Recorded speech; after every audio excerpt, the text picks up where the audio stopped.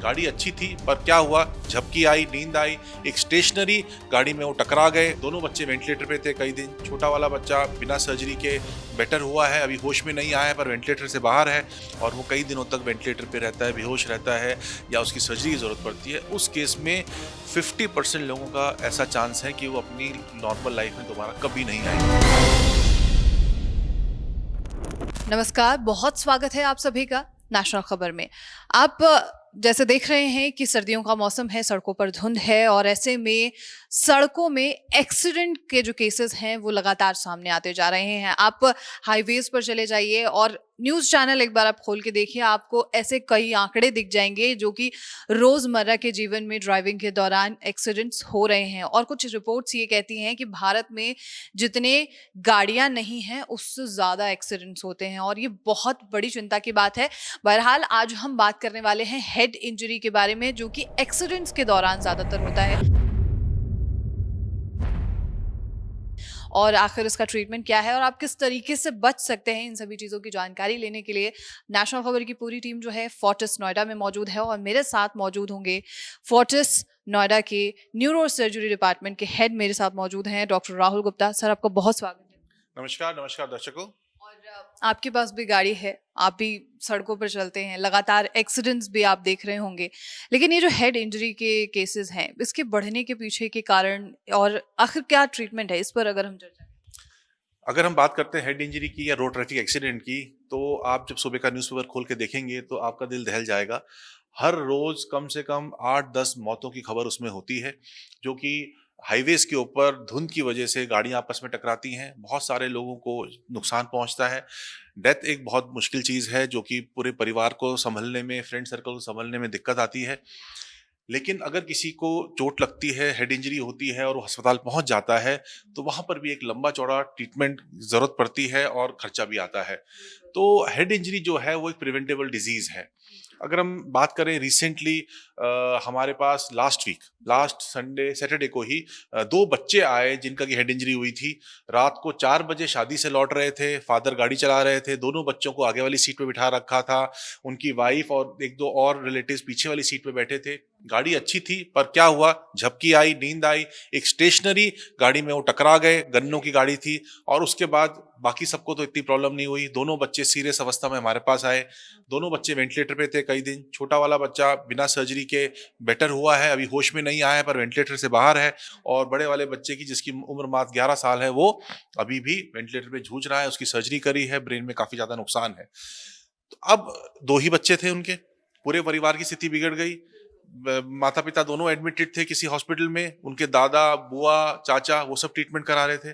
तो आप ये समझ के देखिए कि पूरे परिवार की जिंदगी उस एक क्षण में बदल गई आगे जिंदगी भर के लिए। और उसकी गलती क्या थी? गलती ये थी कि 4 बजे धुंध में सर्दियों के टाइम पे एक शादी से लौटने की क्या जरूरत है? आप सुबह 7 बजे निकल सकते हैं, दिन निकलने के बाद निकल सकते हैं, धुंध हटने के बाद निकल सकते हैं। अगर आपको रात को निकलना है तो आप किसी ड्राइवर को ले सकते हैं। आई एम नॉट श्योर कि किसी ने अल्कोहल ले रखी नहीं होगी। लेकिन इस तरह के मामले बहुत आते हैं जिसमें कि आप गाड़ी चलाने को एक गेम की तरह लेते हैं। अल्कोहल लेके चला रहे हैं, गलत स्पीड में चला रहे हैं, गलत डायरेक्शन में चला रहे हैं, खराब गाड़ी चला रहे हैं, उसकी सर्विस नहीं है वो गाड़ी चला रहे हैं।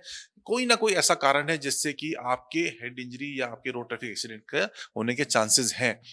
मैं अभी भी ये कहता हूं कि जितने ज्यादा लोगों का रोड ट्रैफिक एक्सीडेंट नहीं होता है, 90% ऐसे लोग हैं जो गलत तरीके से चला रहे हैं गाड़ी, पर वो बच जाते हैं अपनी किस्मत की वजह से। लेकिन अपनी किस्मत में इतना भरोसा नहीं करना चाहिए। हर बार नहीं हो सकता कि आप गलत काम कर रहे हैं और आप बच जाएं। बिल्कुल।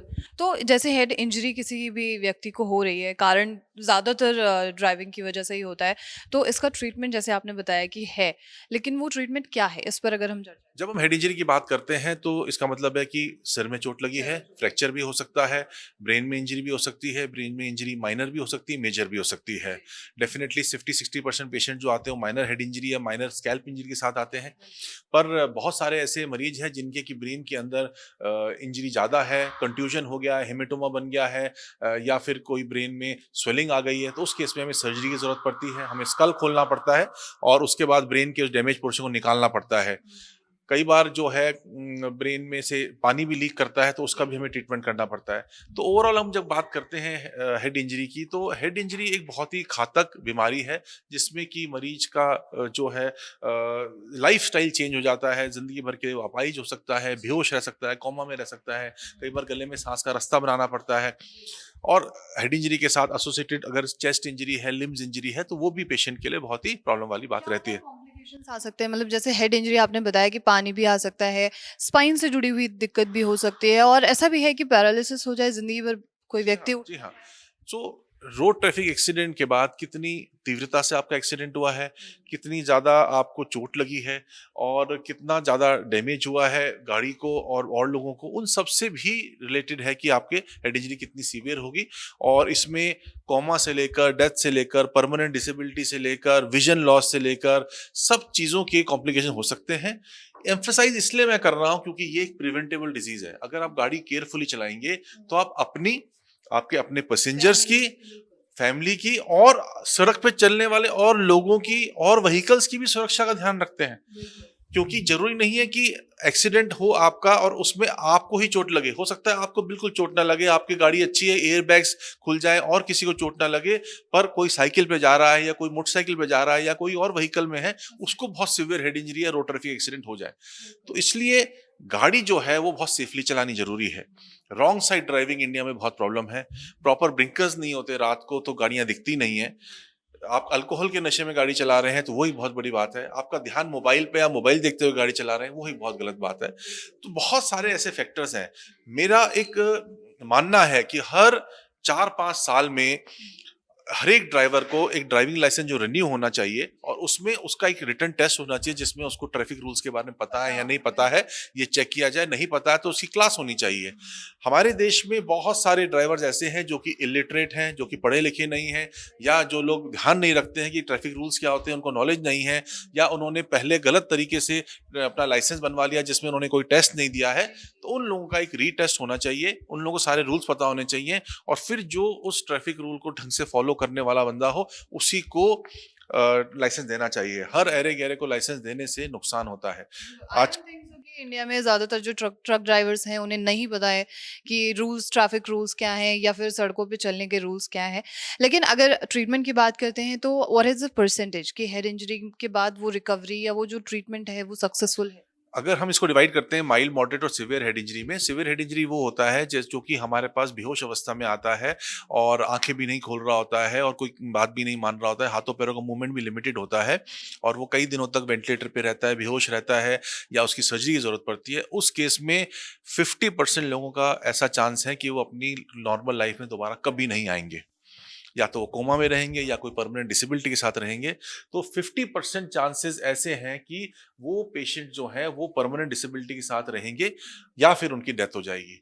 तो ये डेथ हो जाती है तो परिवार वाले, फ्रेंड्स थोड़े दिन रो के काम चला लेते हैं, पर जो परमानेंट डिसेबिलिटी में चले जाते हैं, वो पेशेंट के लिए भी साइकोलॉजिकली, उसके परिवार वालों के लिए भी एक बर्डन होता है, सोसाइटी के लिए भी एक बर्डन होता है। तो किसी और पे बर्डन ना बने, ट्रैफिक रूल्स को फॉलो करें, अपने और बाकी लोगों की सुरक्षा का भी ध्यान रखना एक अच्छे ड्राइवर का बहुत जरूरी जरूरी है, रूल है। बिल्कुल, उनके उनकी जिम्मेदारी है। बहुत बहुत शुक्रिया doctor Rahul, thank you so much. नमस्कार। तो ये थी पूरी जानकारी। और जब हम बात करते हैं ट्रैफिक रूल्स के बारे में या फिर एक्सीडेंट्स के बारे में, तो मोस्ट ऑफ जो गाड़ियां चला रहे हैं उन्हें कम ही जानकारी होती है कि आखिर ट्रैफिक रूल्स क्या हैं, या फिर हमें किस तरीके से सड़कों पर गाड़ी चलानी चाहिए। और लगातार एक्सीडेंट्स जो हैं वो आप अपने अखबारों में दर्ज कर सकते हैं, आंकड़े बढ़ते जा रहे हैं। तो इसलिए सड़कों पर गाड़ी ध्यान से चलाइए, अपने अपने परिवार की और ख़ास तौर पर दूसरों का ध्यान भी ज़रूर रखिए। और ऐसे तमाम खबरों के लिए आप नेशनल खबर के साथ बने रहिए।